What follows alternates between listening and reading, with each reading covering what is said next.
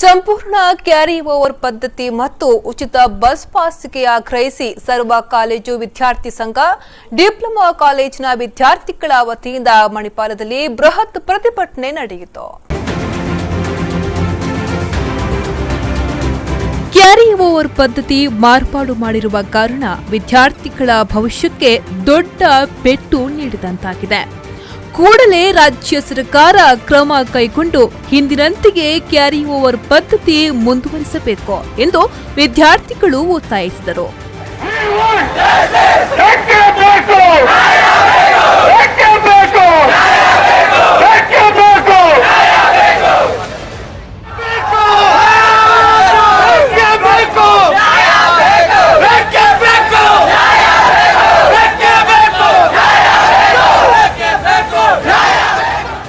ಅಖಿಲ ಕರ್ನಾಟಕ ಸರ್ವ ಕಾಲೇಜು ವಿದ್ಯಾರ್ಥಿ ಸಂಘದ ಅಧ್ಯಕ್ಷ ದಿನಕರ ಶೆಟ್ಟಿ ಮಾತನಾಡಿ, ಪಾಲಿಟೆಕ್ನಿಕ್ ವಿದ್ಯಾರ್ಥಿಗಳಿಗೆ ಕ್ಯಾರಿ ಓವರ್ ಪದ್ಧತಿಯಲ್ಲಿ ಸಮಸ್ಯೆಯಾಗಿದ್ದು, ಸಾವಿರಾರು ವಿದ್ಯಾರ್ಥಿಗಳು ಪ್ರತಿ ವರ್ಷ ತಾಂತ್ರಿಕ ಶಿಕ್ಷಣ ವಿದ್ಯಾಭ್ಯಾಸದಿಂದ ವಂಚಿತರಾಗುತ್ತಿದ್ದಾರೆ.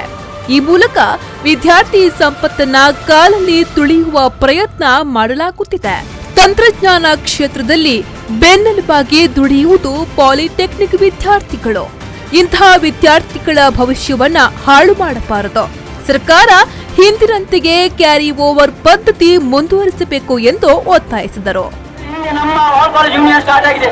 ಆದ್ದರಿಂದ ನಿರಂತರವಾಗಿ ಕ್ಯಾರಿ ಓವರ್ ಬಗ್ಗೆ ನಾವು ಪ್ರತಿಭಟನೆ ನಡೆಸ್ತಾನೆ ಬಂದಿದ್ದೇವೆ. ಇಲ್ಲಿವರೆಗೆ ಯಾವುದೇ ಪ್ರತಿಭಟನೆ ಸಿಗಲಿಲ್ಲ, ನಮಗೆ ಪ್ರತಿಫಲ ಕೂಡ ಸಿಗಲಿಲ್ಲ. ಮಿನಿಸ್ಟರ್ಗಳು ಅಲ್ಲೇ ಕುತ್ಕೊಂಡಿರ್ತಾರಂತೆ, ಅವರು ಡಿಪ್ಲೊಮಾದವರು ಬರ್ತಾರೆ, ರೋಡ್ ಸೈಡ್ ಬೊಬ್ಬೆ ಹಾಕ್ತಾರೆ, ಹೋಗ್ತಾರೆ ಅಂತ. ಇಲ್ಲಿವರೆಗೆ ಯಾರು ನಮ್ಗೆ ಎಂತ ಕ್ರಮ ತಗೊಳ್ಳಿಲ್ಲ. ಇದು ಶಿಕ್ಷಣ ಇಲಾಖೆ ಮತ್ತು ಡಿಟಿ ಬೋರ್ಡ್ ನಿರ್ಲಕ್ಷ್ಯದಿಂದಲೇ ಆದದ್ದು. ಎಲ್ಲ ವಿದ್ಯಾರ್ಥಿಗಳಿಗೆ ಫ್ರೀ ಉಚಿತ ಬಸ್ ಪಾಸ್ ಕೊಡಬೇಕು. ಇದು ಎಲ್ಲ ವಿದ್ಯಾರ್ಥಿಗಳ ಬೇಡಿಕೆ ಆಗಿದೆ.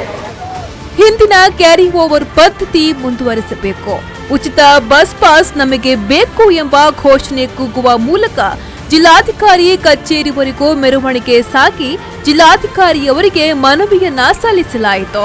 ಈ ಸಂದರ್ಭ ಜೆಡಿಎಸ್ ಜಿಲ್ಲಾಧ್ಯಕ್ಷ ಯೋಗೀಶ್ ಶೆಟ್ಟಿ ವಿದ್ಯಾರ್ಥಿಗಳನ್ನ ಭೇಟಿ ಮಾಡಿ ಕ್ಯಾರಿ ಓವರ್ ಪದ್ಧತಿ ಬಗ್ಗೆ ಸಂಬಂಧಪಟ್ಟ ಸಚಿವರೊಡನೆ ಚರ್ಚಿಸಿ ಬಸ್ ಪಾಸ್ ಬಗ್ಗೆ ಮುಖ್ಯಮಂತ್ರಿ ಗಮನಕ್ಕೆ ತರುವುದಾಗಿ ಭರವಸೆಯನ್ನ ನೀಡಿದರು.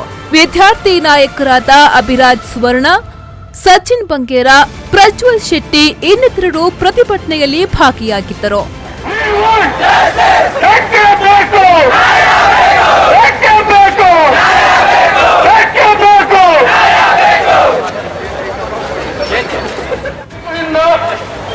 ನಾಲ್ಕು ಸಬ್ಜೆಕ್ಟ್ ಸಾಕಿಡುವ ನಮ್ದು ಒಂದು ರೂಲ್ಸ್ ಅಂತೂ ಬಂದಿದೆ.